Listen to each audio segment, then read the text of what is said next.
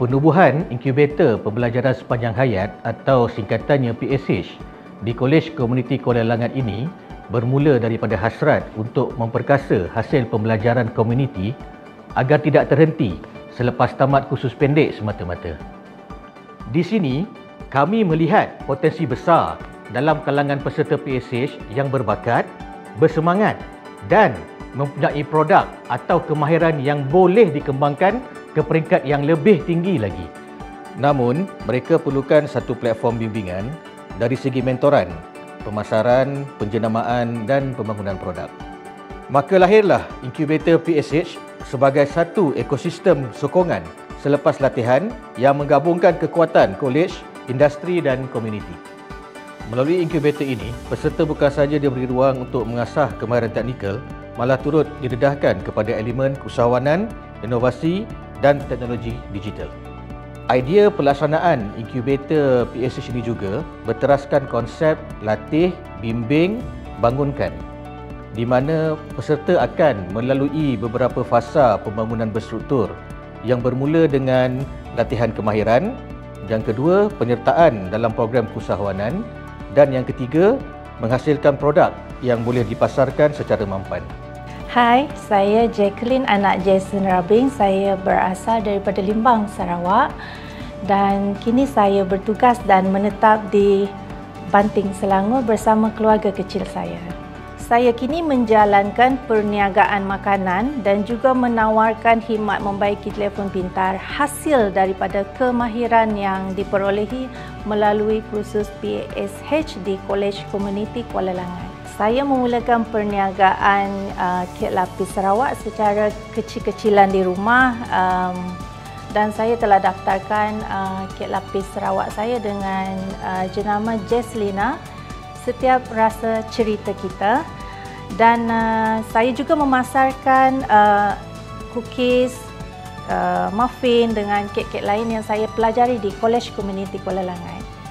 Saya mendapat geran bantuan daripada RISDA iaitu berkaitan dengan pembukusan dan pelabelan, dan hasil daripada itu saya akan memasarkan produk saya bukan hanya di dalam negara tetapi saya akan cuba membawa produk saya ke China sedikit waktu lagi.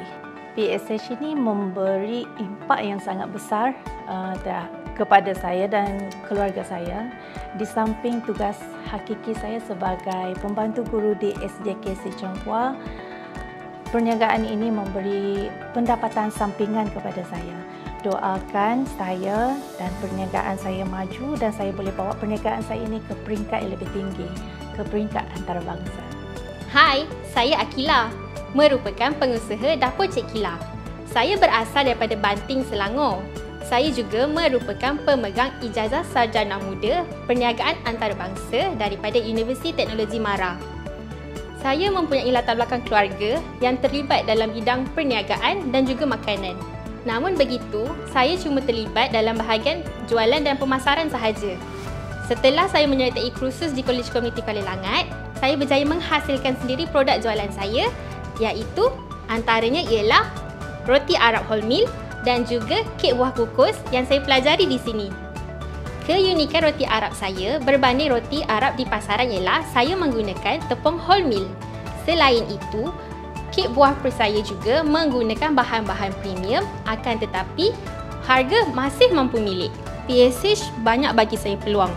Bukan setakat belajar buat produk, tapi kita juga belajar cara menguruskan perniagaan, dari segi accounting, penggunaan teknologi AI dan juga bahagian pemasaran. Melalui peluang yang diberi, saya berjaya meningkatkan keyakinan diri dalam bidang masakan. Selain itu, saya juga berbesar hati kerana dapat menyumbang semula ilmu-ilmu yang saya belajar kepada komuniti di sekeliling saya. Tak lupa juga, baru-baru ini saya telah diberi kesempatan untuk berkongsi ilmu masakan, ilmu kulineri bersama peserta-peserta siswa-siswi di Universiti Padang, Indonesia. Hari ini, Inkubator PSH telah menjadi simbol kejayaan PSH di Kolej Komuniti Kuala Langat. Ini telah membuktikan bahawa pembelajaran sepanjang hayat mampu melahirkan komuniti berkemahiran, berdikari dan berdaya saing di peringkat global.